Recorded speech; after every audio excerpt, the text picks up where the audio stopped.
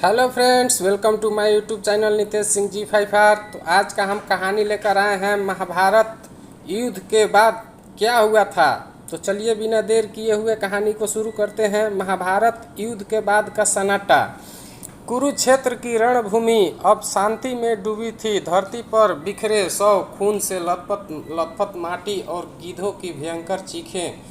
वीरों का युद्ध अब समाप्त हो चुका था। 18 दिन चले इस महासंग्राम में कौरव पक्ष का एक भी योद्धा जीवित न बचा। पांडव पक्ष में सिर्फ 7 योद्धा ही शेष थे। युधिष्ठिर, भीम, अर्जुन, नकुल, सहदेव, सात्विक और श्री कृष्ण खड़े थे रक्त रंजित भूमि पर। उनके नेत्रों में करुणा थी। वे युद्ध के कारण बिखरी मानवता को देख रहे थे। युधिष्ठिर के हृदय में कोई विजय का उत्साह नहीं था। उनके केवल अपने सगे संबंधियों का वध का बोझ भीतर से खाए जा रहा था।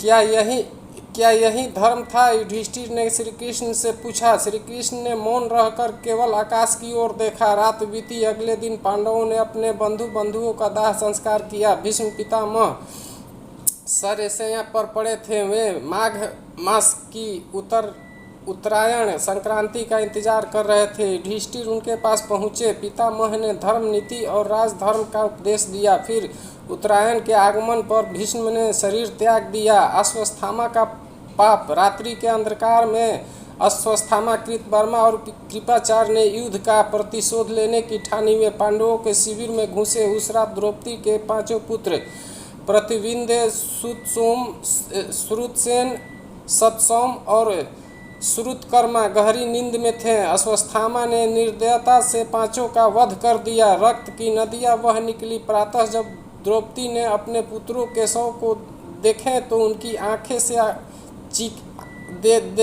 देखे तो उनकी चीखों से आकाश गूंज उठा। अर्जुन ने प्रतीक्षा ली और अश्वत्थामा का पीछा किया। युद्ध हुआ।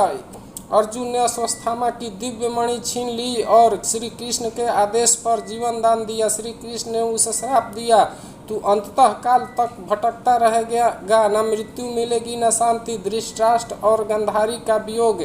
जब पांडव हस्तिनापुर लौटे, धृतराष्ट्र और गांधारी के हृदय में प्रज्वलित शोक था। गांधारी ने श्री कृष्ण को श्राप दिया, जैसे मेरे कुल का नाश हुआ वैसे ही तेरे यदुवंश भी 36 वर्षों बाद अपने ही हाथों समाप्त होगा। धृतराष्ट्र ने गले लगाकर पांडवों को क्षमा किया।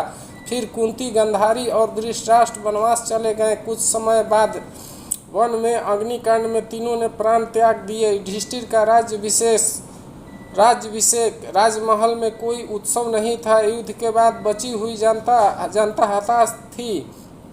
युधिष्ठिर ने अनिच्छा से सिंहासन संभाला। धर्मपूर्वक शासन किया। न्याय और दया का साम्राज्य कायम किया। इंद्रप्रस्थ और हस्तिनापुर में वर्षों तक सुख शांति रही। श्री कृष्ण की द्वारिका वापसी। श्री कृष्ण अपने नगर द्वारका लौटे। वहाँ भी समय का पहिया रुका नहीं। 36 वर्षों बाद यदुवंशों में मूसल की एक साधारण बात को लेकर झगड़ा हुआ। आपसी युद्ध में सब यदुवंशी नष्ट हो गए।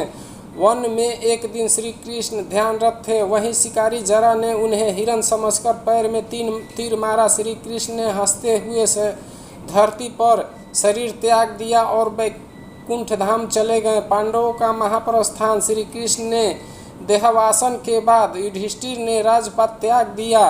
5 पांडव और एक कुत्ता जो धर्मदेव थे हिमालय की ओर चल पड़े। रास्ते में एक एक कर सभी भाई और द्रौपदी धराशायी हो गए। युधिष्ठिर अकेले आगे बढ़े। इंद्र का रथ स्वर्ग से आया। इंद्र ने युधिष्ठिर से कहा, स्वर्ग चलो राजन। युधिष्ठिर ने शर्त रखी, यदि मेरे भाई और द्रौपदी को भी स्वर्ग मिलेगा तब भी मैं आऊँगा। इंद्र ने हंसकर कहा, जो भी धर्म पर चला वही स्वर्ग में है। युधिष्ठिर सशरीर स्वर्ग पहुँचे। स्वर्ग में न्याय। स्वर्ग में उन्होंने कौरवों को सुख भोगते और अपने भाइयों को कष्ट में देखा। वह क्रोधित हुए। तभी श्री कृष्ण प्रकट हुए और बोले, यह उनके कर्मों का परिणाम है। पांडवों ने छल असत्य का साथ भी लिया। ये केवल उनके अवशिष्ट पापों का प्रायश्चित है। कुछ समय बाद स्वर्ग सुख भोगेंगे।